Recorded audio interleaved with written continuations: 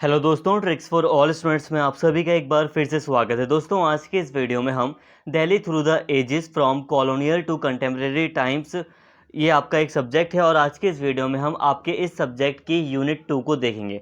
देखिए, आज के इस वीडियो में हम आपके इस सब्जेक्ट के यूनिट 2 को पूरी तरह डिटेल में कवर करेंगे, तो प्लीज़ वीडियो को पूरा देखना ताकि सारी बातें आप आसानी से समझ सकें। तो चलिए दोस्तों, बिना देरी के अपने टॉपिक को पूरी तरह शुरू करते हैं, अपने चैप्टर को, यूनिट को पूरी तरह शुरू करते हैं। देखिए, यूनिट का नाम है नई दिल्ली शाही विचारधारा और शहरी संरचना का निर्माण।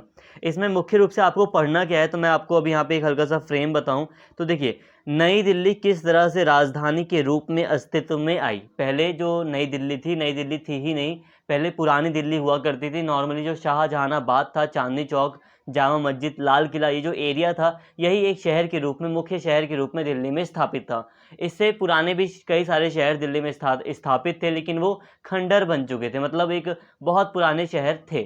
ठीक है, अलग अलग हमने पहले भी पढ़ रखा है दिल्ली के शहरों के बारे में। तो दिल्ली में कई समय समय पर कई सारे शहर बसाए गए थे, लेकिन हाँ, जो नॉर्मली दिल्ली में एक शहर था जब ब्रिटिशर्स थे, तो उस समय पर शाहजहानाबाद ही था, जो लाल किला के आसपास का एरिया है। ठीक है, तो अब जब ब्रिटेन वासी यानी कि जब ब्रिटिश राज कर रहे थे भारत पर, तो किस तरह से ब्रिटेन के टाइम पर, औपनिवेशिक टाइम पर, नई दिल्ली को भारत की राजधानी बनाया गया, इसके बारे में आपको काफ़ी डिटेल में पढ़ना है। ठीक है, आखिर क्या क्या मतलब उन्होंने चीज़ें यूज़ करी, क्या क्या राजनीति उस समय हो रही थी, जो भी बातें, वो सारी चीज़ें आपके लिए इस वीडियो में कवर की गई हैं। तो आगे बढ़ रहे हैं अब हम। तो यहाँ तक आपको एक आइडिया लग गया होगा कि हम इसमें क्या पढ़ने वाले हैं।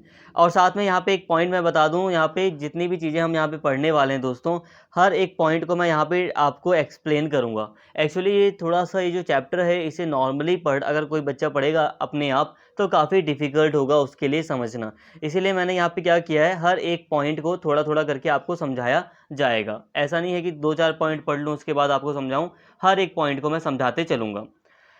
नई दिल्ली को 1911 में किंग जॉर्ज पंचम के राज्याभिषेक दरबार में ब्रिटिश भारत की राजधानी बनाया गया था। देखिए दोस्तों, नई दिल्ली को ब्रिटेन की राजधानी 1900 देखो सॉरी, ब्रिटेन की राजधानी नहीं, भारत की राजधानी। यहाँ पे कुछ वर्ड्स हैं, इनको मैं क्लियर कर दूँ। किंग जॉर्ज पंचम उस समय ब्रिटेन के सम्राट थे, ठीक है, राजा थे, सम्राट थे। उनका एक राज्याभिषेक दरबार लगाया गया था दिल्ली में, जिसके दौरान दिल्ली को 1911 में दिल्ली को भारत की राजधानी घोषित किया गया था।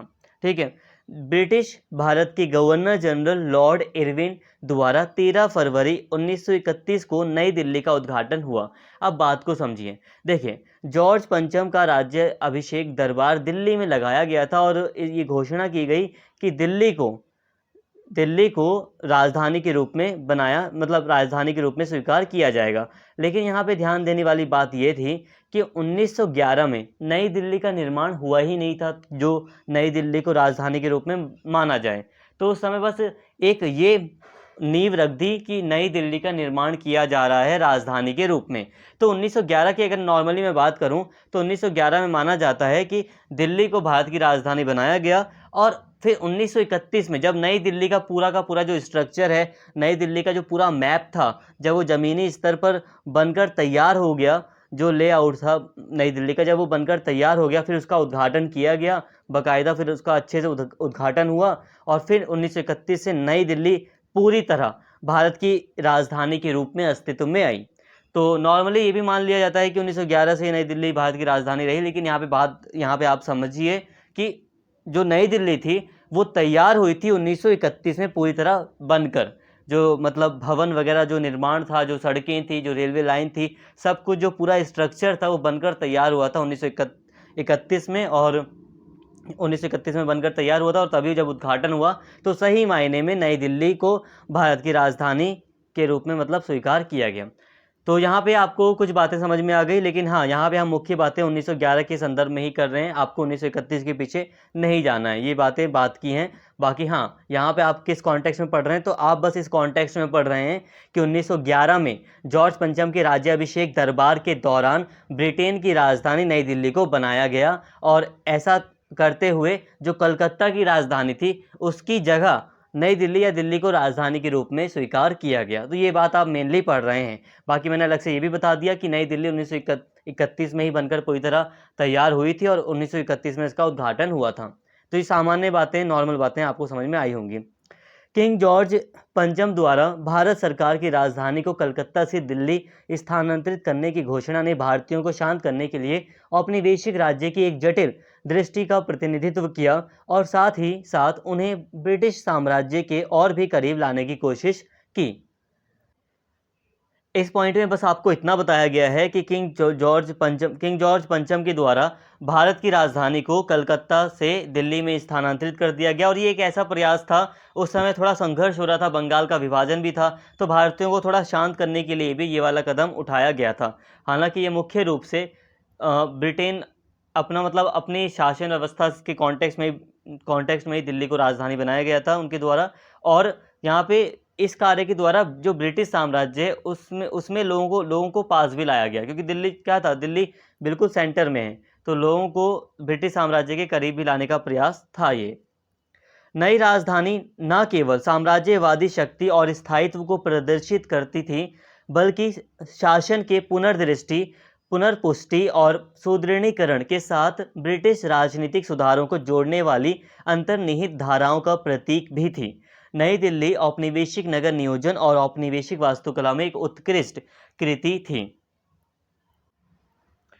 तो देखिए दोस्तों, बस आप यहाँ पर ध्यान दीजिए। देखिए, ये जो नई राजधानी थी दिल्ली, ये साम्राज्यवादी शक्ति को दर्शाता था। ये भारत में ब्रिटेन की जो शक्ति है इसको दर्शाता था, ब्रिटेन के स्थायित्व को दर्शा रहा था कि देखो ब्रिटेन कितना स्थायित्व हो चुका है भारत में, मतलब अच्छे से ब्रिटेन जो है वो भारत में पैर जमा चुका है, इसको दर्शाता था। साथ में ये जो ब्रिटेन का जो शासन है इसकी पुष्टि करता था दोबारा से कि हाँ, भारत पर पूरी तरह ब्रिटेन का शासन है, पुनर्पुष्टि करता था और भारत में ब्रिटेन के शासन की मजबूती को दर्शा रहा था। और साथ ही जो ब्रिटिश राजनीतिक व्यवस्था थी उसमें कुछ सुधार की आवश्यकता थी, तो राजनीतिक व्यवस्था में सुधार को भी दर्शा रहा था। इसके साथ ही ये जो नई दिल्ली थी वो औपनिवेशिक नगर, ये जो औपनिवेशिक टाइम पर, गुलामी के टाइम पर ये जो नगर स्थापित किया गया, ये उनके द्वारा मतलब ब्रिटेन के टाइम पर अगर हम देखें तो ये नगर नियोजन और वास्तुकला का एक उत्कृष्ट उदाहरण था। उत्कृष्ट मतलब एक काफ़ी अच्छी कोटि का, ठीक है, काफ़ी मतलब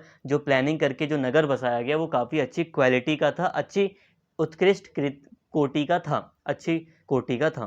तो यहाँ पर बस आपको इतनी बात बताई मैंने कि 1911 में दिल्ली दरबार लगा था, किसका, किंग जॉर्ज पंचम का, और उनके दरबार के दौरान ये घोषणा की गई कि ये घोषणा की गई कि कलकत्ता से दिल्ली में राजधानी को स्थानांतरित किया जा रहा है। अभी आप नई दिल्ली को एक मिनट होल्ड पर रखो, बस आप यहाँ पे दिल्ली समझो यहाँ पे बात कि ये कहा गया कि 1911 में अब कलकत्ता से राजधानी को दिल्ली में ट्रांसफ़र किया जा रहा है, ठीक है।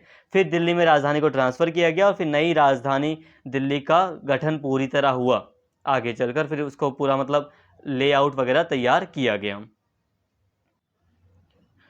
और ये जो जितने भी कार्य थे ये सभी के सभी कार्य दर्शा रहे थे ब्रिटेन की शक्ति को, ब्रिटेन के साम्राज्य की पुनर्पुष्टि कर रहे थे, भारत में बता रहे थे कि भारत में कितना ब्रिटेन जो है मजबूत स्थिति में है। अब यहाँ पे टॉपिक है राजधानी का कलकत्ता से नई दिल्ली स्थानांतरण, ठीक है। भारत सरकार की राजधानी को कलकत्ता से दिल्ली स्थानांतरित ट्रांसफ़र करने का निर्णय बंगाल विभाजन और इसके निरसन दोनों से जुड़ा हुआ था। देखिए दोस्तों, जो भारत सरकार ने राजधानी को कलकत्ता से दिल्ली स्थानांतरित कर दिया, तो ये जो निर्णय था ये बंगाल विभाजन और ये जो बंगाल विभाजन का प्रस्ताव था इससे, और बंगाल विभाजन के प्रस्ताव को निरस्त करने से जुड़ा हुआ था। मतलब ये है कि पहले क्या हुआ, जो बंगाल था वो एक बड़ी प्रेसिडेंसी थी, बड़ी प्रेसिडेंसी मतलब एक बड़ा राज्य था, इसमें बंगाल भी आता था, असम, बिहार, उड़ीसा के उपप्रांत भी शामिल थे। जैसे कि आज जो बांग्लादेश है, पश्चिम बंगाल है, असम है, उड़ीसा है, झारखंड है, बिहार है, ये सब कुछ बंगाल प्रेसिडेंसी में आता था। तो आप सोच सकते हैं कितना बड़ा था, ठीक है, काफ़ी विशाल था। और केंद्र सरकार द्वारा बंगाल को अशासनीय माना जाता था, मतलब केंद्र सरकार का कहना था कि शासन करना काफ़ी डिफ़िकल्ट हो रहा है बंगाल के ऊपर, इसीलिए इसको विभाजित किया गया है। मतलब अब क्या हुआ कि 1905 के आसपास, 1905 में ही बंगाल का विभाजन कर दिया जाता है, बंगाल को 2 वर्गों में बांट दिया जाता है। अभी मैं बात करूंगा, लेकिन यहाँ पे बात को समझिए। बंगाल विभाजन से थोड़ा सा संघर्ष देखने को मिलता है, थोड़ा नहीं काफ़ी ज़्यादा संघर्ष देखने को मिलता है, सरकार का विरोध होता है, कई सारे विरोध प्रदर्शन होते हैं। तो फिर आगे चलकर बंगाल विभाजन को निरस्त कर दिया जाता है, और इसी यहाँ पे यही कहा जा रहा है कि दिल्ली, इसी बीच फिर दिल्ली को राजधानी के रूप में बनाया जाता है, या कलकत्ता से राजधानी को दिल्ली ट्रांसफ़र किया जाता है। इसीलिए कहा जा रहा है कि ये जो दिल्ली ट्रांसफ़र करने का निर्णय था वो बंगाल के विभाजन और इसके निरसन मतलब बंगाल विभाजन को रद्द करने के प्रस्ताव से ही जुड़ा हुआ है। 1905 में उनकी योजनाओं को मंजूरी दी गई। ढाका की राजधानी के साथ बनाए गए नए प्रांत को पूर्वी बंगाल और असम कहा गया।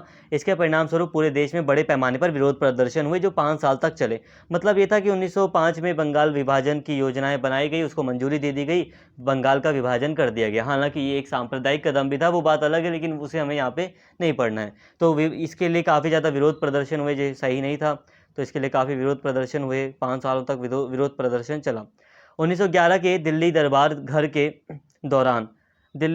के दौरान चमत्कारी परिवर्तन हुए, जिसका परिणाम स्वरूप बिजली और ट्राम्बे मतलब एक रेलवे लाइनें के रूप में आप इसे समझ सकते हो। ट्राम्बे और रेलवे लाइनों ने खेतों को एक बस्ती में बदल दिया जो लंदन से कई गुना बड़ा था। राज्याभिषेक दरबार 12 दिसंबर 1911 को पुरानी दिल्ली के उत्तर में किंग्स कैंप में आयोजित किया गया था। किंग जॉर्ज पंचम द्वारा भारत सरकार की राजधानी को कलकत्ता से दिल्ली स्थानांतरित करने की घोषणा कई लोगों के लिए एक आश्चर्य था, सरप्राइजिंग था, क्योंकि आधिकारिक राजपत्र को गुप्त रूप से मुद्रित किया गया था और दरबार शिविर में कड़ा पहरा था।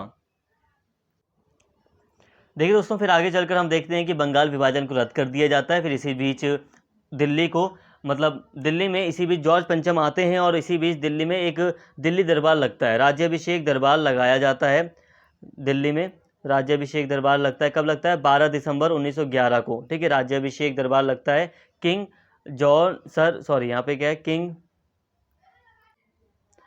किंग जॉर्ज पंचम का राज्याभिषेक दरबार लगता है और इस दरबार में ही घोषणा की जाती है कि कलकत्ता से राजधानी को दिल्ली ट्रांसफ़र किया जा रहा है। ये कहाँ पे लगता है? सारा यहाँ पे लिखा हुआ है। पुरानी दिल्ली के उत्तर में ये कैंप लगाया जाता है, इनका दरबार लगता है और इस दरबार में कहा जाता है कि कलकत्ता से राजधानी को दिल्ली स्थानांतरित किया जाता है, ठीक है। ऐसी घोषणा की जाती है। तो ये बहुत चमत्कारी परिवर्तन था, बहुत अचानक हो गया था ये, ठीक है। लोग आश्चर्य में थे कि आखिर ये कैसे हो गया। एक्चुअल में ये जो घोषणा थी, इसको राजपत्र के रूप में काफ़ी सीक्रेट तरीके से, काफ़ी गुप्त तरीके से मुद्रित किया गया था, प्रिंट किया गया था इस इंफॉर्मेशन को, इस घोषणा पत्र को, ठीक है। इसके साथ ही ये जो दरबार लगाया गया था, इसमें भी कड़ा नियंत्रण था, कड़ा पहरा था। तो सारी चीज़ें गुप्त रूप से ही बातचीत हो रही थी और उसके बाद फिर अचानक से ऐसा घोषणा किया गया, जिससे कि कई सारे लोग आश्चर्य में थे कि आखिर ये क्या हो गया। और यहाँ पे यही लिखा है, चमत्कारी परिवर्तन का मतलब यह है कि अब दिल्ली को राजधानी के रूप में बना दिया गया, तो अब यहाँ पे बिजली, ट्राम्बे, रेलवे लाइनें बिछाई जाने लगी। मतलब जो यहाँ पे पहले खेत वगैरह थे, जो बंजर ज़मीनें दिख रही थी, खंडर सा दिख रहा था, अब वहाँ पे बहुत सारे परिवर्तन होने लगे। हालांकि मैं खंडर कह रहा हूँ, तो खंडर का मतलब ये मत समझना कि पूरी दिल्ली खंडर थी। लाल किले वगैरह का जो एरिया था वो बसावट में था, लेकिन दूसरे जो एरिया थे दिल्ली के, जैसे कि जहाँ पे नई दिल्ली बसाई गई, तो वो इतने उस समय डेवलप नहीं थे। तो अब वहाँ पे भी अब डेवलपमेंट शुरू हुआ। अब बंगाल में नरमपंथी इस निर्णय से संतुष्ट थे। तत्काल स्वशासन और आतंकवादी हिंसा की अस्वीकृति का किया प्रतीत होता था। हालांकि कलकत्ता के सज्जन इतने उत्साही नहीं थे। देखिए दोस्तों, बंगाल में जो नरमपंथी आप जानते हैं, जो शांत लोग थे, जो नरम मिजाज के लोग थे, ज़्यादा उग्र नहीं थे, गुस्से वाले नहीं थे, नॉर्मल थे, जो सरकार के अधीन भी कार्य करते हुए सरकार से अधिक सुधार की मांग करते थे, चाहते थे कि ब्रिटेन के अधीन रहते हुए हमें भारत में कई सारे सुधार किए जाएं, ठीक है।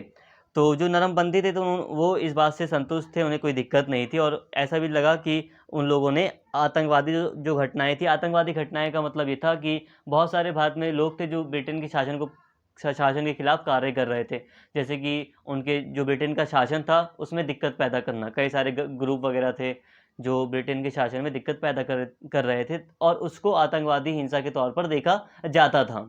तो इन्होंने आतंकवादी हिंसा को अस्वीकृत करने का प्रयास किया, ऐसा प्रतीत होता है। मतलब कि संघर्ष नहीं करेंगे, और ये इस बात से संतुष्ट थे, कोई दिक्कत नहीं थी।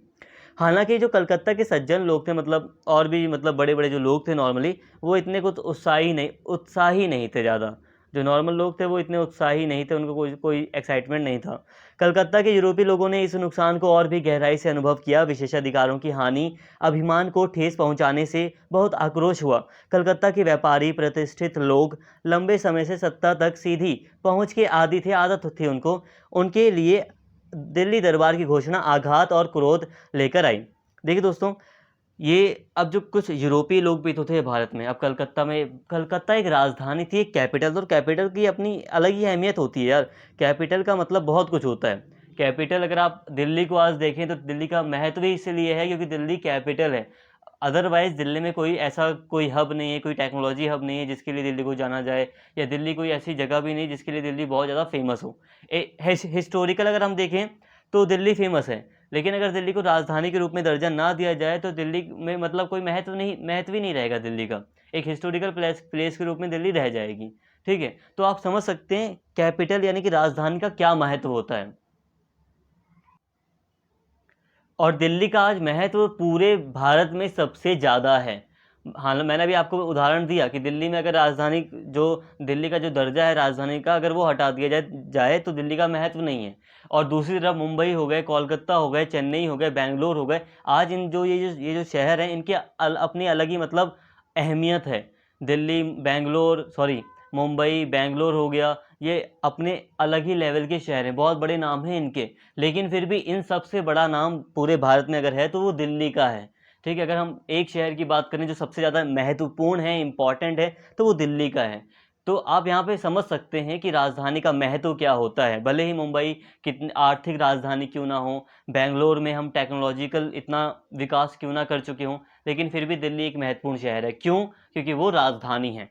तो कलकत्ता भी इसी तरह एक समय राजधानी था, तो कलकत्ता का क्या महत्व होगा आप समझ सकते हैं। और सबसे बड़ी बात होती है, जो राजधानी होती है वहाँ पर कई लोग रहते हैं, कई जो बड़े बड़े लोग होते हैं वो रहते हैं, व्यापारी वर्ग आसपास रहता है, या दूसरे देश के भी कई सारे लोग रहते हैं, क्योंकि राजधानी में सुरक्षा वगैरह होती है, कई सारी चीज़ें होती हैं। और यहाँ पे जो राजधानी थी उसमें कई सारे आसपास यूरोपीय लोग थे, यूरोपीय अधिकारी थे, कई सारे अंग्रेज वगैरह थे, खुद जो अधिकार मतलब ऑफिसर्स के रूप में कार्य कर रहे थे, उनके घर थे अपने। तो अब कलकत्ता से राजधानी को ट्रांसफ़र कर दिया दिल्ली में, तो ऐसा तो नहीं कि सारे के सारे अधिकारियों का भी ट्रांसफ़र दिल्ली में हो जाए, तो बहुत सारे तो वहीं रह जाएंगे कलकत्ता में। और दूसरे जो व्यापारी वर्ग था वो भी पहले कलकत्ता में ही था, तो और उन लोगों को भी आदत थी कि कोई भी प्रॉब्लम होती थी वो डायरेक्ट जो मेन सरकार थी राजधानी में उनसे बातचीत कर लेते थे। तो इस तरह आप समझ सकते हैं कलकत्ता का महत्व बहुत ज़्यादा था। ठीक है, लेकिन अचानक से जब कलकत्ता से दिल्ली में राजधानी को ट्रांसफ़र कर दिया गया, तो इससे जो यूरोपीय लोग थे, जो व्यापारी वगैरह जो थे, काफ़ी जो प्रतिष्ठित बड़े लोग थे, उनको काफ़ी आक्रोश आया, या वो काफ़ी दुखी हुए इस बात से। समय से सीधा सत्ता तक सीधी पहुंच, सत्ता तक सीधी पहुंच का मतलब था जो मेन सरकार थी, जो केंद्र सरकार थी, वो कलकत्ता में बैठती थी, तो उन लोगों की आदत थी डायरेक्ट वो कलकत्ता की सरकार से बात कर लेते थे। लेकिन अब दिल्ली आना पड़ेगा उनके लिए, उन्हें हर चीज़ के लिए। तो ये उनके लिए एक आघात और क्रोध लेकर ये बात आया था दिल्ली दरबार उनके लिए। भारत की राजधानी को स्थानांतरित करने का कारक जटिल थे, कई सारे जटिल कारक थे जिसके द्वारा दिल्ली को राजधानी बनाया गया। आगे बढ़ने से दोस्तों पहले मैं कहूँगा, आप लोग मुझे एक बार बता दें कि कितने बच्चे अभी ये वाला सब्जेक्ट जो आप पढ़ रहे हैं, कितने बच्चे एसओएल के हैं जिनके पास ये वाला सब्जेक्ट है, और कितने बच्चे रेगुलर के हैं, रेगुलर कॉलेज के हैं जिनके पास ये वाला सब्जेक्ट है। इससे मेरे को मतलब समझ रहती है मेरे पास कि कौन सा सब्जेक्ट एसओएल वालों के पास है, कौन सा रेगुलर वालों के पास है। तो मेरे पास एक डाटा रहता है, इन्फॉर्मेशन रहती है, काफ़ी ज़्यादा यूज़फुल होता है मेरे लिए। तो अगर आप एक बार कमेंट करके बताएंगे तो काफ़ी यूज़फुल रहेगा। इसके साथ ही एक चीज़ और कहूँगा यहाँ पे, अगर आपने टेलीग्राम चैनल ज्वाइन नहीं किया है तो प्लीज़ मेरे टेलीग्राम चैनल को भी ज्वाइन कर लें। कई सारी इन्फॉर्मेशन देनी होती है मुझे जहाँ, और मैं वहाँ पे आपको आसानी से प्रोवाइड कर सकता हूँ, तो एक बार आप उसको भी ज्वाइन कर लें। तो आगे बढ़ते हैं, बात करते हैं यहाँ पे नगर नियोजन की। ठीक है, अब नई दिल्ली को राजधानी बनाया गया है, तो नई दिल्ली को पूरी तरह तैयार भी तो करना था राजधानी के रूप में, तो उसी लिए नगर नियोजन की बात है। नगर नियोजन का मतलब आप लोगों को पता होगा, प्लानिंग। ठीक है, सिटी जो है, जो शहर है, उसको बसाने की जो प्लानिंग है वो। 20वीं शताब्दी के शुरुआती वर्षों में दिल्ली नगर पालिका तीन तरह से शाही सरकार द्वारा पैदा की गई समस्याओं से जूझ रही थी। शाही सरकार का मतलब ये होता है दोस्तों, जो मेन सरकार होती है वो, लाइक आप केंद्र सरकार कह सकते हो शाही सरकार, लेकिन आज लोकतांत्रिक व्यवस्था में हम शाही सरकार का शब्द यूज़ नहीं करते, लेकिन फिर भी जैसे कि जो राजा महाराजाओं की जो सरकार थी उसे हम शाही सरकार कहते थे। जो ब्रिटेन की सरकार का भारत पर कब्जा था वो शाही सरकार थी।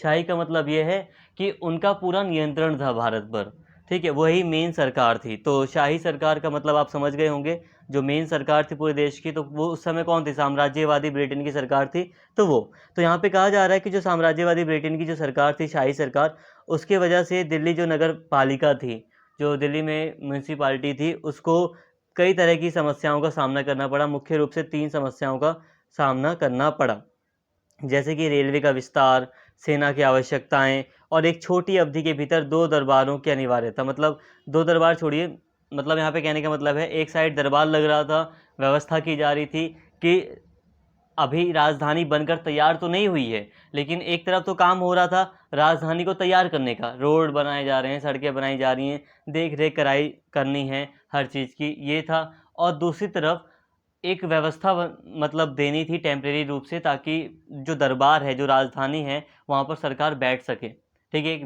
व्यवस्था भी देनी थी। तो ये भी प्रॉब्लम थी। सेना की आवश्यकताएं पूरी करनी थी, रेलवे लाइनें बिछानी थी। तो ये काफ़ी ज़्यादा समस्यापूर्ण था, जिससे दिल्ली नगर पालिका जूझ रही थी। सार्वजनिक स्वास्थ्य और पर्यावरण सुधार उपायों की तीव्र गति के लिए पर्याप्त राजस्व नहीं था। राजधानी को दिल्ली में स्थानांतरित करने से नगर पालिका पर दबाव बढ़ रहा था। देखिए दोस्तों, कुल मिलाकर कहा जाए तो नगर पालिका पर दबाव बहुत ज़्यादा बढ़ रहा था इस समय, क्योंकि राजधानी के रूप में जब दिल्ली को कलकत्ता से दिल्ली को में स्थानांतरित की गई जब राजधानी, तो इससे दिल्ली की नगर पालिका पर दबाव बहुत बढ़ रहा था। राजस्व पर्याप्त नहीं था, इतना रेवेन्यू नहीं था, इतना टैक्स मतलब इतना राजस्व नहीं था, नगर पालिका के पास इतना कलेक्शन, इतना पैसा नहीं था कि वो सारी व्यवस्थाएं अच्छे से दे सके, तो उस पर प्रेशर ज़्यादा बढ़ रहा था। दिल्ली के लिए स्थानांतरण के सामाजिक और राजनीतिक निहितार्थ और वित्तीय और इंजीनियरिंग आवश्यकताएं थीं।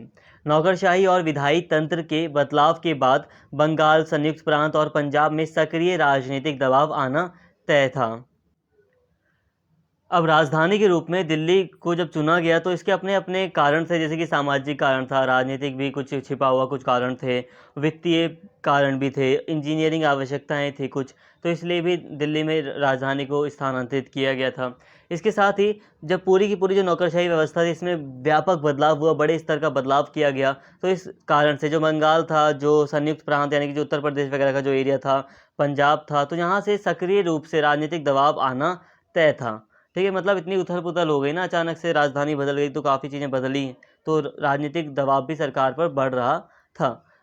इन आवश्यकताओं को पूरा करने के लिए सरकार ने नए शहर और छावनी के लिए इच्छित क्षेत्र को आवंटित किया, दिल्ली प्रांत का एक बड़ा हिस्सा आरक्षित किया। तो ये जो जितनी भी आवश्यकताएं थी उन सभी को पूरा करने के लिए जो सरकार थी उसने जल्द से जल्द क्या किया, जो नया नया शहर बसाया जा रहा था उसे काफ़ी अच्छे से मतलब प्लान करके उसे जल्दी से जल्द बसाने का भी प्रयास किया। जैसे कि दिल्ली में क्या किया, कई सारे क्षेत्रों को आवंटित कर दिया, बांट दिया, मैप बना दिया गया कि मान लो ये दिल्ली है, नई दिल्ली का मैप है, तो ये वाला जो एरिया है ये सरकारी एरिया होगा, यहाँ पे नागरिक रहेंगे, ये एरिया ऐसा होगा। आज हम देख सकते हैं ना, नई दिल्ली का एरिया काफ़ी अलग ही है, आपको दिखाई देगा। तो ऐसे कई सारे क्षेत्रों को आरक्षित भी रखा गया। आरक्षित का मतलब है रिजर्व रखा गया, कि सरकार ने अपने पास रिजर्व रखा कि हम यहाँ पे आगे कुछ काम करेंगे।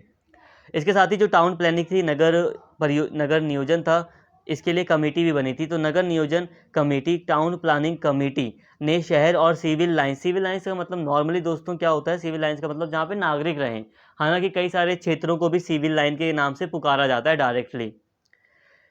टाउन प्लानिंग कमेटी ने शहर और सिविल लाइन्स के विस्तार के लिए एक बड़े क्षेत्र का अधिग्रहण करने और नई दिल्ली में निर्माण गतिविधि पर दृढ़ नियंत्रण की सिफारिश की।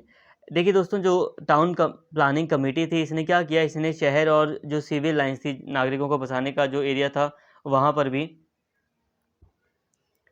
मतलब सिविल लाइन्स के विस्तार के लिए एक बड़े क्षेत्र के अधिग्रहण की बात की थी। मतलब हमें एक बड़ा क्षेत्र मतलब बड़े क्षेत्र को अपने अधिकार में रखना है, ऐसा इसने कहा कि सिविल लाइन्स भी बिछाई जा सके, मतलब जहाँ पे कई सारी सोसाइटीज़ बनाई जा सकें, एक शहर अच्छे से डिज़ाइन किया जा सके, तो कई सारे क्षेत्रों को इसने अधिग्रहण करने की बात की थी।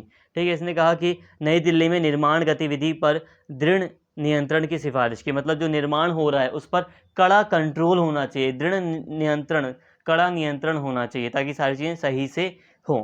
कहने का मतलब यहाँ पे दोस्तों ये भी है ना कि नई दिल्ली के क्षेत्र में ऐसे कई सारे क्षेत्र हैं जिनको शामिल किया गया था, जो दिल्ली के बाहर के भी कुछ क्षेत्र थे, लाइक माना जाता है दिल्ली के आउटसाइड के कुछ एरिया को भी शामिल किया गया था, जिससे धीरे धीरे दिल्ली का दायरा भी बढ़ा है।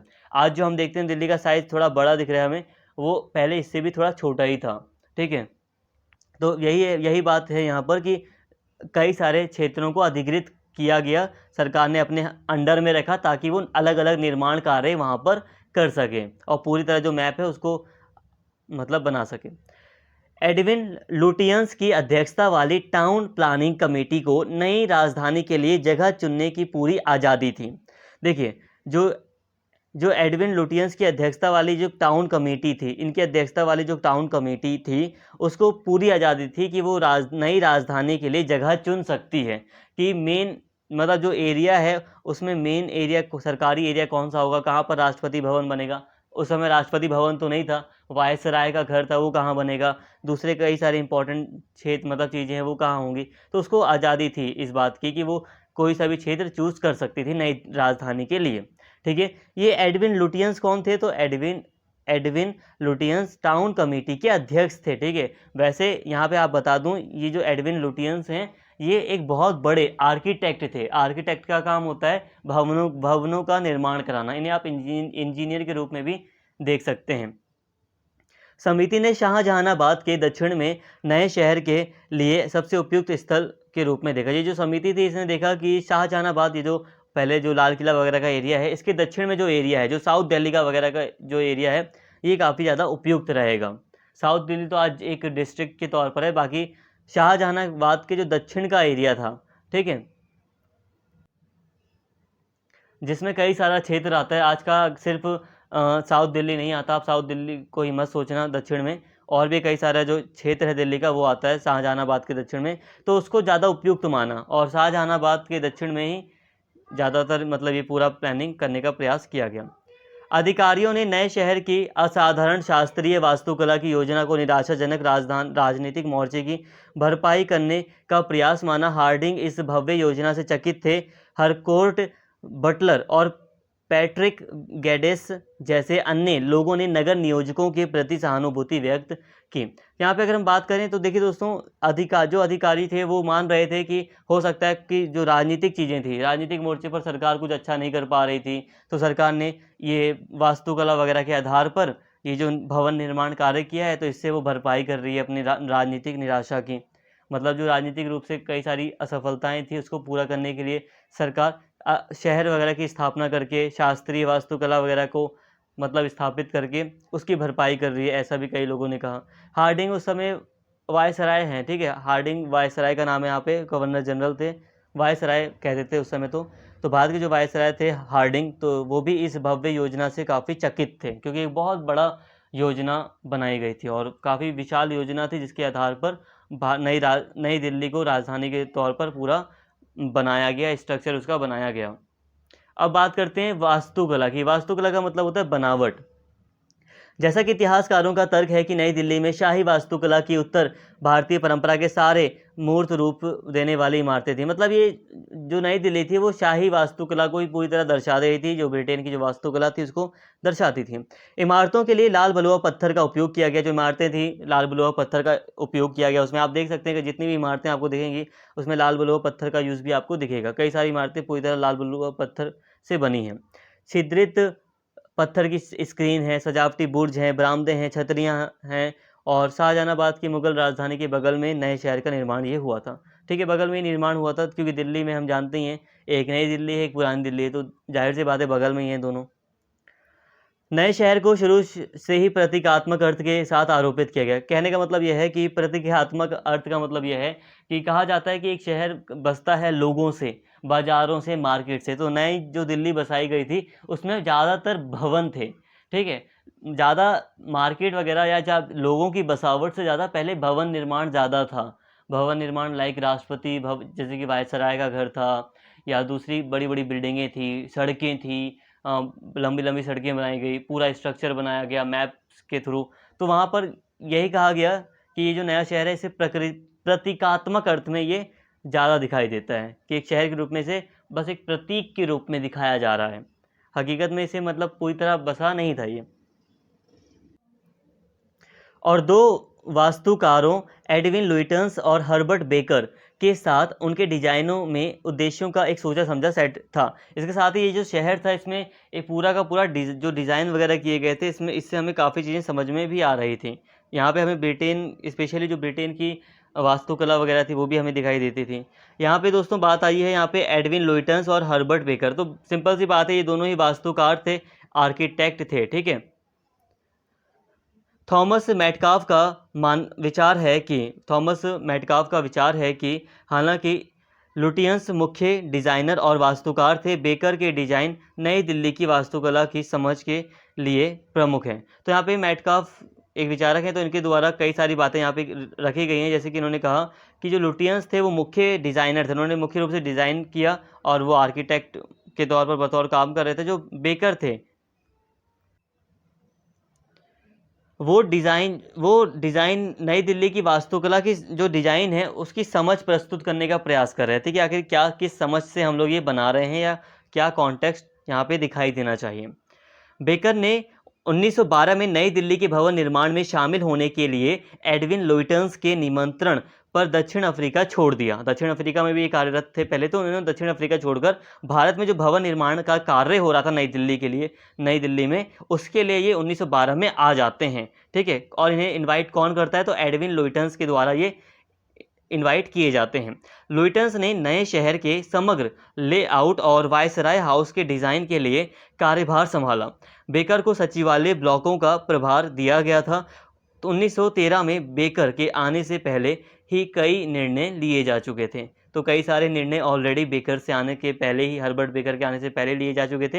हालांकि जब ये आए तो इनसे कई सारे सुझाव भी लिए गए थे और इन्हें जो सचिवालय थे अलग अलग उनके ब्लॉकों वगैरह का प्रभार काम इनको सौंपा गया था। हालांकि काफ़ी हद तक जो डिज़ाइन है वो एडविन लुइटन्स तैयार कर रहे थे, जैसे कि जो बड़े बड़े भवन थे, जैसे कि वायसराय हाउस वगैरह का, जिसे हम आज राष्ट्रपति भवन के रूप में भी आप इसे देखते हो।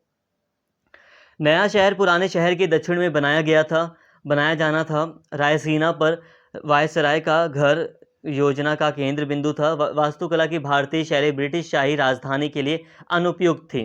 देखिए दोस्तों, जो बेकर थे या जो लुटियंस वगैरह थे, इनका मानना था, नॉर्मली जो बेकर थे ये मान रहे थे कि वास्तुकला की ये जो भारतीय शैली है, भारतीय शैली में ये जो इंडो इस्लामिक शैली है ये भी शामिल है। इंडो शैली, इस्लामिक शैली, जो मिश्रित रूप में भी भारत में कई सारे भवन निर्माण पहले भी किए गए थे। तो ये जो भारत में भवन निर्माण की जो शैली रही थी, जिस तरीके से भवन निर्माण किया जाता था, तो ये ब्रिटिश शाही राजधानी के लिए ठीक नहीं है, ऐसा कहा बेकर ने। क्योंकि ब्रिटेन की शाही राजधानी होगी, भारत के लिए शाही राजधानी होगी ब्रिटेन की राजधानी नहीं होगी, लेकिन जो औपनिवेशिक ब्रिटेन है भारत में, उसके लिए ये शाही राजधानी है और उसके लिए भारतीय शैली अनुपयुक्त है, ठीक नहीं है, ऐसा इनका मानना था। बेकर इनमें से बहुत से भारतीय शैली से सहमत भी थे।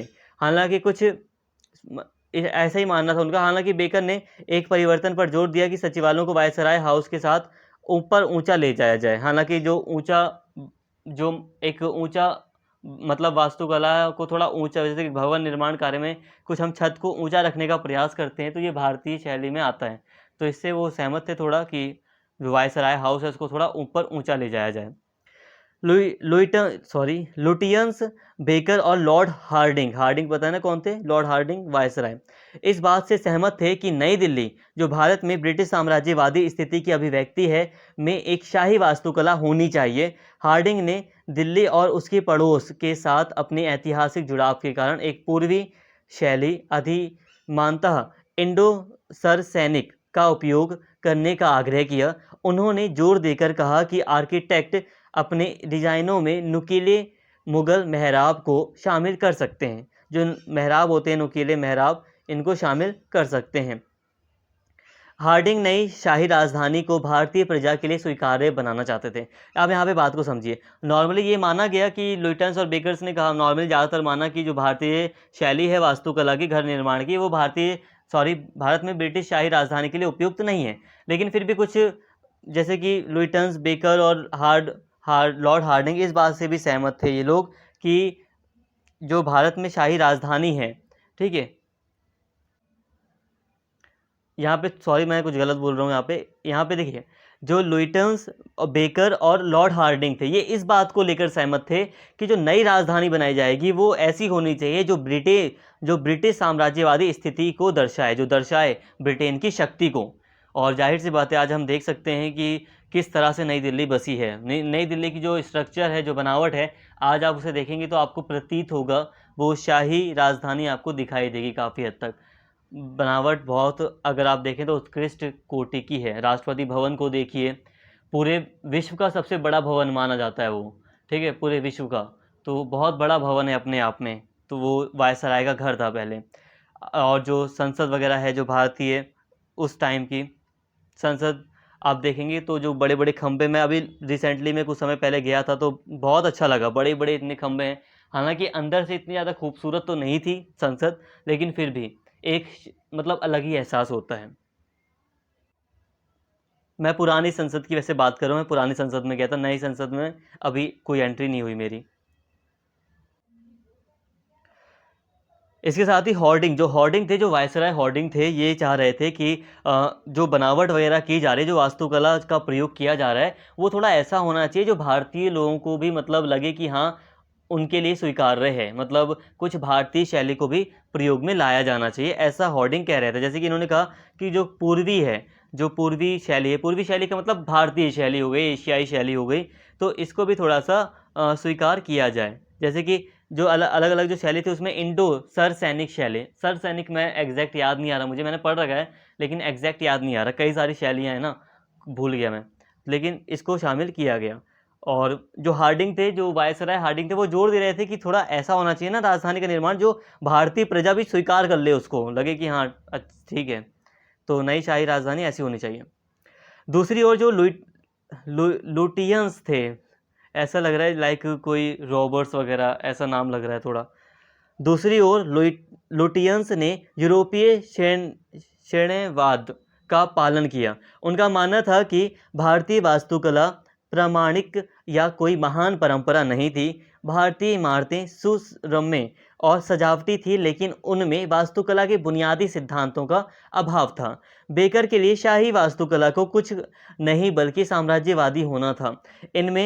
इसमें ब्रिटिश भारतीय साम्राज्य की भावना को पत्थर में कैद करने का एक राजनीतिक उद्देश्य होना चाहिए। नई राजधानी अच्छी सरकार का एक स्मारक होना चाहिए। तो देखिए दोस्तों, जो लुटियंस थे वो ज़्यादातर यूरोपीय श्रेणीवाद का पालन कर रहे थे। मतलब जो यूरोपीय क्लासिक था, यूरोपीय क्लासिक्स का मतलब जो यूरोपीय शाही विचार था, जिस तरीके से भवनों का निर्माण होता है, जो यूरोपीय शैली थी भवनों के निर्माण की, वो इसको ज़्यादा बढ़ावा दे रहे थे या इसको ज़्यादा मान्यता दे रहे थे। कौन? लुटियंस, जो प्रमुख व्यक्ति थे, एक आर्किटेक्ट थे ये, ठीक है। ये मान रहे थे कि भारत की जो वास्तुकला है वो सजावटी है, सुरम्य है, लेकिन उसमें बुनियादी सिद्धांतों का अभाव है। यहाँ पे थोड़ा सा हमें ध्यान देना है दोस्तों, ये बात ये भी है ना कि अब भारत को ये ऐसे तो कह रहे हैं लुटियंस, लेकिन यहाँ पे ध्यान देने वाली बात ये है कि भारत में लंबे समय तक एक हमने क्या देखा, पहली बात तो जो बात इन्होंने कही अपनी तरफ से मैं बता रहा हूँ वो सही नहीं थी, और दूसरी बात ये भी है ना कि भारत में तो एक लंबे समय तक राजनीतिक कॉन्फ्लिक्ट रहा है, अंग्रेजों का शासन रहा लंबे समय तक। तो भारतीय शैली में भवन बनवाने वाला कौन था? बड़े बड़े भवन जो बन रहे थे वो मुगलों के टाइम पर बन रहे थे, जब मराठा शक्ति थी अपने अपने राज्यों में, तब बन भी रहे थे अलग अलग भवन, अलग अलग तरह से, अलग अलग बड़े बड़े साम्राज्य थे भारत में, ठीक है। तो उन दौरान तो हमने देखा कि बड़े बड़े भवन बन रहे थे, भारतीय शैली और ज़्यादा विकसित ही हो रही थी। लेकिन फिर उसके बाद लंबे समय तक और ज़्यादा राजनीतिक संघर्ष बढ़ा, अंग्रेज आए, ज़्यादा संघर्ष हुए आपस में, जो साम्राज्य थे वो टकराए, फिर मराठा हो, मुग़ल हों, दूसरे साम्राज्य हों, सब नष्ट हो गए धीरे धीरे। तो फिर जो शैली थी वो जाहिर सी बात है वो फिर ब्रिटिश शैली का ही वर्चस्व था, वो और भी ज़्यादा सुदृढ़ होती गई। तो ये बात भी थी। तो यही है कि जो लुटियंस थे वो मान रहे थे कि भारतीय शैली में कई सारी चीज़ों का अभाव है, और इसलिए उन्होंने मुख्य रूप से जो यूरोपीय शैली है इसको ही ज़्यादा अहमियत दी। कुल मिलाकर यहाँ पे ये भी कहा जा सकता है कि नई राजधानी को बहुत ही ज़्यादा ऐसा बनाने का प्रयास था जो ब्रिटेन की शक्ति को दर्शाए, ब्रिटेन के विचार को दर्शाए, ठीक है, ब्रिटेन की पावर को दर्शाती हो, ऐसी राजधानी बनाने का प्रयास था नई दिल्ली में। भारत ने पहली बार ब्रिटिश शासन के तहत एकता का आनंद लिया। अब यहाँ पे एक लाइन यहाँ पे मैंने ली है, लेकिन मैंने डी.यू. एसवाई की रीडिंग से ली है, इसलिए मैं कहूँगा यहाँ पे समझाऊंगा इसको, अपनी तरफ से ऐड नहीं की मैंने, इसलिए मैं आपको यहाँ पे समझाऊंगा। यहाँ पे कहने का मतलब इस लाइन का यह है कि भारत ब्रिटेन के टाइम पर एक पूरा एकता के सूत्र में बंध गया, क्योंकि पहले देखा गया था कि कुछ क्षेत्र मुगल साम्राज्य में था, मराठा थे, कुछ कुछ दूसरे साम्राज्य थे, अलग अलग साम्राज्य थे। बंगाल का फिर हमने देखा 18वीं शताब्दी में अलग साम्राज्य था, अलग अलग साम्राज्यों में भारत का प्रशासन था, पंजाब का अलग शासन था, तो ऐसे ऐसे अलग अलग साम्राज्य थे। तो लंबे समय बाद भारत एक एकजुट हो सका था। और मुगल टाइम पर भी देखें तो मुगल टाइम पर भी एक बड़ा साम्राज्य स्थापित किया गया था मुगलों के द्वारा, लेकिन धीरे धीरे मतलब लेकिन फिर भी पूरी तरह भारत पर मुगलों का शासन नहीं था। कई सारे हिस्से जो थे वो अछूते थे, मतलब वहाँ पर मुगलों का शासन नहीं था। तो इस तरह कहा जा रहा है कि पहली बार ब्रिटिश शासन के तहत भारत एकता का आनंद ले रहा था। लेकिन साथ में मैं आपको बता दूं, अशोक के टाइम पर पूरा भारत एकजुट था, ठीक है, यूनाइट भारत था। तो अफगानिस्तान तक फैला हुआ था भारत अशोक के टाइम पर, तो इसे हम नहीं भूल सकते। तो यहाँ पे ये लाइन आप अपने अकॉर्डिंग लिख सकते हैं कि भारत ने एक लंबे समय बाद ब्रिटिश शासन के तहत एकता का आनंद लिया, ये लिख सकते हैं आप। नए शहर को, एकता का मतलब यहाँ पे, एकता का मतलब है एकजुट हुआ भारत, पूरा जो क्षेत्र था। नए शहर को अपनी निर्माण शैली में संश्लेषण करना था। उन्होंने तर्क दिया कि दक्षिणी भूमि में यूरोपीय इमारतों को उष्णकटिबंधीय जलवायु की ज़रूरतों के लिए बनाया जाना था। मतलब उष्णकटिबंधीय यहाँ की जलवायु थी भारत की, यहाँ पे गर्मी भी थी, ठंडी भी थी, बरसात भी होती थी। हाँ, तो यहाँ पे ऐसा भी नहीं था कि ठंड का माहौल हो सिर्फ, तो उष्णकटिबंधीय थी, मतलब यहाँ पे नमी भी ज़्यादा है, पसीना होता है ज़्यादा, उमस वाला महीना भी होता है काफ़ी। तो यही प्रयास था कि उसी हिसाब से इमारतों को, यूरोपीय इमारतों को सब मतलब बनाया जाए, ताकि उष्णकटिबंधीय जलवायु में भी रहा जा सके। इसलिए नई दिल्ली में बेकर के काम में खुले बरामदे, देखिए यहाँ पे थोड़ा सा मैं यहाँ पे और समझाऊंगा। यूरोप एक ठंडा देश है, एक ठंडा मतलब कॉन्टिनेंट है, तो वहाँ पे इमारतें अपनी थोड़ा अलग तरीके की बनती हैं। तो यहाँ पे मौसम को भी देखते हुए कई सारे बदलाव किए गए। यूरोपीय शैली का प्रयोग किया जा रहा था मैक्सिमम, लेकिन फिर भी कई मतलब भारत के माहौल के हिसाब से कई चीज़ों को अपनाया गया, जैसे कि बेकर के काम में खुले बरामदे, कॉलोनेड, ओवर हैंगिंग ईव्स, छोटी ऊंची खिड़की के जैसी विशेषताएं शामिल थी, ताकि हवा वगैरह आ सके, तो ऐसी चीज़ें भी थी। इन संरचनात्मक उपायों ने सूर्य के प्रकाश को सीमित कर दिया और हवा के संचालन में वृद्धि की। ऐसी स्ट्रक्चर बनाया गया, ऐसा मतलब प्रयास किया गया जिसमें सूरज की रोशनी कम आए, मतलब धूप कम आए और हवा ज़्यादा आए। आज भी ऐसा है, लाइक आप देखोगे ऐसी इंजीनियरिंग कई सारे मतलब इमारतें हैं जहाँ पर हवा बहुत आती है। ऐसी इंजीनियरिंग का उदाहरण आपको कई जगह मिल जाएगा। मेटकाफ इंगित करता है कि ये सभी विशेषताएं शास्त्रीय रूप से प्रेरित उपनिवेशों के अलावा स्वदेशी वास्तुकला के मानक तत्व थे। मतलब जो यूरोपीय शैली थी उसको तो अपनाया गया, लेकिन साथ में स्वदेशी वास्तुकला, कुछ भारतीय शैली के कुछ जो तत्व थे उनको अपनाया गया। जैसे कि आप देखिए जयपुर वगैरह में आप देखेंगे कि कई सारे भवन हैं जहाँ पे खिड़कियाँ बहुत ज़्यादा हैं, ठीक है। तो इसका कारण क्या था? भारतीय शैली थी ना वो, उसमें खिड़कियाँ थी। तो ये सारी चीज़ें हैं, ऐसी व्यवस्था बनाई, उसको मतलब यूज़ किया गया वास्तुकला में, तो मतलब वो भारतीय शैली था। इस तरह की विशेषताओं को अपने डिज़ाइन में शामिल करके बेकर ने अपनी इमारतों को चरम जलवायु में अनुकूलित किया और उनकी इंडिक उपस्थिति को बढ़ाया। मतलब भारतीय जो शैली थी उसको भी उपस्थित यानी कि शामिल किया बेकर ने अपनी इमारतों में, या जो डिज़ाइनर थे इन्होंने अपनी इमारतों में इनको भी शामिल किया, और साथ में जलवायु के अनुकूल अकॉर्डिंग टू क्लाइमेट अपनी इमारतों को बनाया। इन्होंने राजधानी की इमारतों को बनाया। जैसे जैसे निर्माण कार्य आगे बढ़ा, लुटियंस ने वायसराय हाउस में कई भारतीय विशेषताओं को शामिल भी किया, ठीक है। तो बेकर ने भी किया, लुटियंस ने भी कई सारी जो मतलब देखिए लुटियंस को मुख्य रूप से जो कार्य था वो वायसराय हाउस को पूरी तरह डिज़ाइन करना था, और जो बेकर थे वो अलग अलग सचिवालय डिज़ाइन कर रहे थे। तो लुटियंस ने जो वायसराय हाउस था उसमें कई सारी भारतीय विशेषताओं को भी समय के अनुसार शामिल किया। हालांकि शुरुआत में ये लोग कह रहे थे कि भारतीय शैली के मतलब सही नहीं है, ये है वो है। नई दिल्ली की इमारतें ब्रिटिश शासन को भारत के शाही अतीत से जोड़ने के लिए थी, और साथ ही ब्रिटिश राज की उपलब्धि में गर्व की भावना जगाती थी।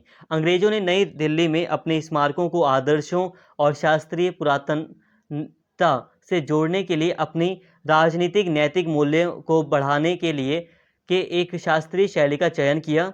यही कारण है कि मेटकाफ का सुझाव है कि शाही वास्तुकला किसी भौगोलिक परिस्थिति से बंधी नहीं थी। कहने का मतलब दोस्तों यही है यहाँ पर कि नई दिल्ली में ब्रिटिशर्स के द्वारा ऐसी राजधानी बसाई गई जिससे कि ब्रिटिश साम्राज्यवादी जो विचार हैं, जो साम्राज्यवादी जो उनकी स्थिति है, उसको दर्शाया जा सके, उनको उनकी मजबूती को दिखाया जा सके। भारत को ब्रिटेन का जो मतलब भारत पर राज रहा है, इससे जोड़ा जा सके। ठीक है, ये भी बात थी कि ब्रिटेन पूरी तरह दर्शा रहा था, ब्रिटिशर्स यहाँ पे पूरी तरह दर्शाया गया कि जो मतलब भारत है उसमें ब्रिटेन की स्थिति कितनी मजबूत है। और यहाँ पे शास्त्रीय शैली का चयन किया गया मुख्य रूप से, जो मतलब शास्त्रीय शैली का मतलब ये है क्लासिकल कुछ जो चीज़ें हैं, यूरोपीय जो वास्तुकला शैली, इसको मुख्य रूप से अपनाने का प्रयास किया गया। तो ये चीज़ें थी। और यहाँ पे मेटकाफ यही कह रहे हैं कि ये जो चीज़ें हैं वो दर्शा रही हैं कि भले ही यूरोप कितनी दूर है, भारत कितनी दूर है, तो इस तरह भौगोलिक परिस्थिति से बंधी नहीं होती वास्तुकला। मतलब ज़मीन ऐसा नहीं है कि हर ज़मीन के ऊपर डिपेंड है वास्तुकला, हर जगह की अलग ही होगी। ऐसा नहीं है कि ये जो वास्तुकला है, ये जो आर्किटेक्चर का जो मतलब कला है, ये सीमित नहीं है, ये भौगोलिक सीमाओं से परे है। तो ये चीज़ हमने यहाँ पे बात कर ली। अब हम बात करते हैं 1911 के बाद की राजनीति। अब 1911 में जैसा कि राजधानी के रूप में दिल्ली को चुन लिया गया और इसी बीच फिर राजधानी का निर्माण भी हो रहा है। ठीक है, यहाँ पे जो हमने नगर नियोजन वगैरह की जो बातें समझी, ये 1911 के बाद ही हो रही थी, ये भी आप ध्यान रखना। लेकिन हम यहाँ पे सिर्फ अभी राजनीति को समझ रहे हैं। हमने बात कर ली, नगर नियोजन की बात कर ली, हमने दूसरी चीज़ों की बात कर ली। अब यहाँ पे हम बात कर रहे हैं कि इस दौरान राजनीति क्या हो रही थी, पॉलिटिक्स में क्या क्या हो रहा था, क्या क्या चीज़ें घटित हो रही थी इस दौरान पॉलिटिक्स में। 1911 से पहले दिल्ली राजनीतिक रूप से कम गतिशील थी। राजधानी के हस्तांतरण के बाद विशेष रूप से अखिल भारतीय प्रतिष्ठा के राजनेताओं के संपर्क के साथ धीरे धीरे निवासियों ने राजनीति में रुचि लेना शुरू कर दिया। कहने का मतलब यह है कि 1911 से पहले दिल्ली राजनीतिक रूप से बहुत ही कम गतिशील थी। मतलब यहाँ पे राजनीतिक गतिविधियाँ, बहुत पॉलिटिकल जो एक्टिविटीज़ थी, बहुत कम हो रही थी। लेकिन जब राजधानी दिल्ली को बना दिया गया, फिर कई सारे बड़े बड़े नेता आने लगे, दिल्ली को एक अखिल भारतीय प्रतिष्ठा मिली, पूरे देश में एक प्रतिष्ठा का स्थान मिला, रिस्पेक्ट मिल गई, रिस्पेक्टफुल प्लेस मिला। यहाँ पे बड़े बड़े राजनेता आने लगे, उनके साथ भारतीय जो दिल्ली के निवासी हैं उनका संपर्क बढ़ा। फिर दिल्ली के निवासी भी राजनीति में रुचि लेने लगे। राष्ट्रवादी राजनीति के हिस्से के रूप में गठित नारों और विचारधाराओं का स्थानीय शिकायतों में उपयोग किया जाने लगा। अब स्थानीय रूप से कई सारी दिक्कतें थी दिल्ली वासियों को, तो अब वो भी शिकायत के रूप में राष्ट्रवादी राजनीति में शामिल हुए। 1906 से 1909 का राजनीतिक उत्साह 1912 में पुनर्जीवित हो गया। अब 1906 और 1909 का राजनीतिक उत्साह का मतलब यह है कि जब आपको याद होगा बंगाल विभाजन हुआ था, तो राजनीतिक रूप से काफ़ी ज़्यादा उथल पुथल हो रही थी, विरोध प्रदर्शन वगैरह हो रहे थे। तो फिर ये जो राजनीतिक उत्साह था 1912 में दोबारा से पुनर्जीवित हो गया जब स्टेट एंट्री के दौरान हार्डिंग की हत्या का प्रयास किया गया। यह चरमपंथी द्वारा राजधानी के हस्तांतरण के फैसले का जवाब था। मतलब यह है कि कुछ चरमपंथी लोग थे, मैंने आपको नरमपंथी बताया था ना, जो शांत थे, शांत स्वभाव के थे, लेकिन कुछ गुस्से वाले लोग थे, चरमपंथी थे, जो बेकार मान रहे थे, जो चाहते थे कि हमें अंग्रेजी शासन उखाड़ना है, ये है वो है। तो उन्होंने अपना विरोध दिखाया कि राजधानी को आपने दिल्ली में ट्रांसफ़र कर दिया है, तो हार्डिंग की हत्या का प्रयास किया, यहाँ पर एक असफल प्रयास था वो। तो ये दिखाकर चरमपंथियों ने अपना जवाब दिया। तो इस तरह से राजनीतिक गतिविधि हो रही थी। 1914 में दिल्ली लाहौर षड्यंत्र, अभी जो षड्यंत्र था हार्डिंग को मारने का, इसी षड्यंत्र में कठोर दंड सुनाए गए, भारी आक्रोश को जन्म दिया। तो यहाँ पे देखिए, जो आरोपी थे जिन्होंने मतलब ये प्रयास किया था, आरोपी नहीं, भारत के लिए तो आरोपी नहीं थे वो, तो यहाँ पे जो काम किया था इन्होंने, दिल्ली लाहौर षड्यंत्र जो किया गया था भारतीय लोगों के, कुछ चरमपंथी लोगों के द्वारा, तो ये इसके विरुद्ध सरकार ने कड़े दंड सुनाए उन लोगों को जो इसमें शामिल थे, और फिर इससे जनता में एक आक्रोश पैदा हुआ सरकार के विरुद्ध। अमीर चंद एक स्थानीय व्यक्ति जिसकी बहुत लोकप्रियता थी, मौत की सज़ा दी गई थी। अब अमीर चंद एक व्यक्ति था जो इस षड्यंत्र में शामिल था, तो इसको मौत की सज़ा दी गई। ये बहुत लोकप्रिय था, तो इसलिए समझ सकते हैं कि कितना ज़्यादा आक्रोश फिर जनता में पैदा हुआ। इस घटना में भी बहुत कम पुरुष शामिल थे। चरमपंथी राष्ट्रवाद को दिल्ली में उतना समर्थन नहीं मिला जितना बंगाल में मिला। अधिक से अधिक राजनीतिक रूप से सक्रिय बंगाली 1912 में दिल्ली आने लगे। कहने का मतलब यहाँ पे यह है कि दिल्ली में ये षड्यंत्र तो मतलब ये राजनीतिक गतिविधि हो रही थी चरमपंथियों के द्वारा, लेकिन जो चरमपंथियों की राजनीति थी दिल्ली में वो कम थी बंगाल की तुलना में। जो चरमपंथी वर्ग था वो बंगाल में ज़्यादा सक्रिय था। इसके साथ ही 1912 में कई सारे जो प्रमुख राजनीतिक रूप से जो प्रमुख राजनेता थे, जो जितने भी लोग थे, वो बंगाल से अब दिल्ली आ रहे थे, क्योंकि पहले जो गतिविधियां हो रही थी, राजनीतिक गतिविधियां, सरकार का जो विरोध प्रदर्शन था, मेनली वो बंगाल में हो रहा था। चरम राष्ट्रवाद की खराब प्रतिक्रिया के विपरीत, अभी चरम जो पंथी थे जिन्होंने राष्ट्रवाद के एक प्रतिक्रिया के रूप में हार्डिंग की मृत्यु का प्रयास किया था, इसके विपरीत एक खिलाफत आंदोलन को दिल्ली के लोगों से भारी प्रतिक्रिया मिली। यह मुख्य रूप से अली बंधुओं के संरक्षण का कारण था, जो 1912 में खुद को दिल्ली में स्थापित कर चुके थे। कहने का मतलब यहाँ पे यही है कि कुछ चरमपंथियों को जब मौत की सज़ा सुनाई गई, कड़े दंड दिए गए, कठोर दंड दिए गए, तो इससे जनता में आक्रोश पैदा हुआ था। लेकिन फिर भी इतना ज़्यादा आक्रोश नहीं था आक्रोश, लेकिन बहुत ज़्यादा नहीं। लेकिन फिर आगे चलकर फिर इसके विपरीत खिलाफत आंदोलन हुआ दिल्ली में, ठीक है। इसने और भी ज़्यादा प्रतिक्रिया दिखाई लोगों की, और बड़े विरोध प्रदर्शन हुए। यहाँ पे विरोध प्रदर्शन थोड़ा सा संवैधानिक तरीके से हो रहा था। 1912 में जो मतलब जो अली बंधु थे, शौकत अली, मोहम्मद अली, इन्होंने काफ़ी अच्छे से अपने आप को दिल्ली में स्थापित कर लिया था। इस वजह से भी खिलाफत आंदोलन काफ़ी ज़ोर शोरों से हो रहा था। मोहम्मद अली का मतलब यहाँ पे मोहम्मद अली जिन्ना नहीं है। मोहम्मद अली अली बंधुओं में से एक भाई हैं, एक बंधु है, मतलब एक बंधु है, जैसे कि शौकत अली और अली मोहम्मद अली। तो अली मोहम्मद अली हैं, ठीक है। अली बंधुओं में एक थे मोहम्मद अली, एक थे शौकत अली। तो मोहम्मद अली जैसे सांविधानिक आंदोलनकारियों के प्रभाव के कारण ही दिल्ली के नवयुवक उग्रवादी राष्ट्रवाद की ओर नहीं मुड़े। तो इनका सांवैधानिक थोड़ा विचार था, मोहम्मद अली का संविधान के अकॉर्डिंग चलने का थोड़ा विचार था। इस कारण से जो दिल्ली के नवयुवक थे वो उग्र नहीं हुए, उन्होंने हिंसा का सहारा नहीं लिया। 1915 से 1917 के बीच जब अली बंधुओं को कैद किया गया, तब दिल्ली में राजनीतिक गतिविधि सबसे कम थी। 1917 में राज्य सचिव मॉन्टेग्यू की यात्रा की प्रत्याशा में शहर में बड़ी संख्या में राजनीतिक बैठकें आयोजित की गई। इस दौरान होम रूल लीग और एनी बेसेंट के राष्ट्रीय शिक्षा आंदोलन में कुछ लोगों की दिलचस्पी जगी। देखिए दोस्तों, अगर हम इस टाइम पीरियड की बात करें तो इस टाइम पीरियड में जब अली बंधुओं को कैद कर लिया गया, तो जो राजनीतिक गतिविधियां थी दिल्ली में वो कुछ खास नहीं थी, बहुत कम गतिविधियां हो रही थी। इसी के बाद राज्य सचिव के रूप में मॉन्टेग्यू की यात्रा होती है, तो ऐसे में कई सारी राजनीतिक बैठकें आयोजित की जाती हैं दिल्ली में। इस दौरान होम रूल लीग जो होती, एनी बेसेंट के ने एक होम रूल लीग का गठन किया था। तो इनकी जो लीग थी एनी बेसेंट की, ये राष्ट्रीय शिक्षा आंदोलन में कुछ लोगों की दिलचस्पी, मतलब इस दौरान फिर जो होम रूल लीग थी और राष्ट्रीय शिक्षा जो आंदोलन था, इसमें लोगों की दिलचस्पी जगी, लोग इसमें शामिल हुए। शामिल लोगों में इंद्रप्रस्थ स्कूल की प्रिंसिपल मिस, यहाँ पे कुछ नाम दिए गए, ये लोग शामिल थे इन आंदोलनों में, जैसे कि राष्ट्रीय शिक्षा आंदोलन हो गया, एनी बेसेंट की होम रूल लीग हो गई। इसमें कुछ लोग शामिल थे जिनके नाम यहाँ पर आपको दिखाई दे रहे हैं, ठीक है। मिस जिमी नग और अंसारी, SC सेन, डॉक्टर और RS थे, और प्यारे लाल, आसफ अली, अब्दुल रहमान, अब्दुल अजीज, SN बोस और शिव नारायण, और कुछ बैंकर और कुछ व्यापारी भी शामिल थे। ये सामान्य बातें इन्हें आप सामान्य रूप से कर सकते हैं, क्योंकि नाम याद आप इतने नहीं कर पाएंगे। 1917 में उत्पन्न राष्ट्रवादी विशेषताओं वाला पहला राजनीतिक संगठन 2 वकीलों द्वारा स्थापित इंडियन एसोसिएशन था। अब यहाँ पे देखिए, 1917 में उत्पन्न राष्ट्रवादी विशेषताओं वाला पहला, देखिए यहाँ पर अगर हम बात करें 1911 के बाद की राजनीति में, तो हमें दिखाई देता है इंडियन एसोसिएशन की स्थापना की जाती है। इसका इस्तेमाल अजमल खान ने नरमपंथियों के विचारों को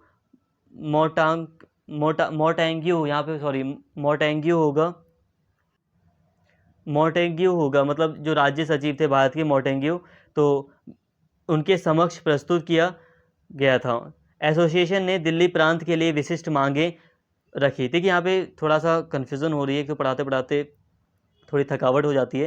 यहाँ बात को समझिए। 1917 में एक इंडियन एसोसिएशन बनाया गया, जिसने अपनी कई सारी मांगें प्रस्तुत करी जो राज्य सचिव थे उनके सामने। क्या मांगें थी? तो मांगें ये थी कि जैसे कि दिल्ली को एक प्रांत के रूप में दर्जा दिया जाए।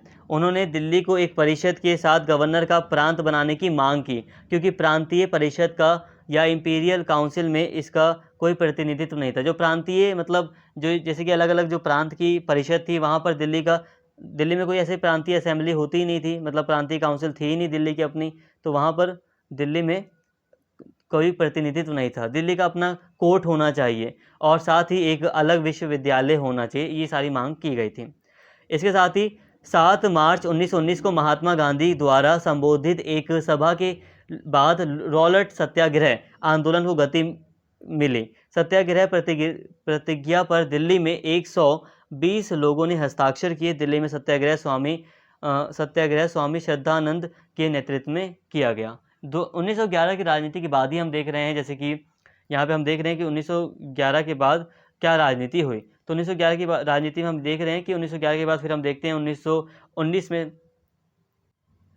मार्च 1919 में गांधी जी के द्वारा फिर रॉलेट सत्याग्रह आंदोलन शुरू किया जाता है। जो रॉलेट कानून था, आप जानते हैं, काला कानून जिसे कहा जाता है। रॉलेट कानून आपको पता होगा, जिसमें किसी भी व्यक्ति को कभी भी गिरफ्तार किया जा सकता था, और ये मतलब कभी कितने भी समय के लिए गिरफ्तार किया जा सकता था किसी व्यक्ति को। तो ये काफ़ी काला कानून के नाम से जाना गया, बहुत बेकार कानून था। इसके विरोध में आंदोलन शुरू किया गया और दिल्ली में इस आंदोलन, ये जो सत्याग्रह था, ये जो आंदोलन था रॉलेट एक्ट के विरुद्ध, इसका जो नेतृत्व था वो स्वामी श्रद्धानंद कर रहे थे। इसके साथ ही असहयोग गतिविधियां अगस्त 1920 में शुरू हुई। प्यारेलाल अजमल खान ने अपनी उपाधियां छोड़ दी। हिंदू कॉलेज के प्राचार्य गिडवानी ने इस्तीफा दे दिया। इस आंदोलन की विशेषता मुसलमानों द्वारा गोहत्या का त्याग करना और मेहरौली में हिंदुओं और मुसलमानों द्वारा गुल फरोशन मीन्स जो फूल वालों की सैर होती है, एक त्यौहार है फूल वालों की सैर, तो वो है ये, उसका बहिष्कार करना था त्यौहार का एक।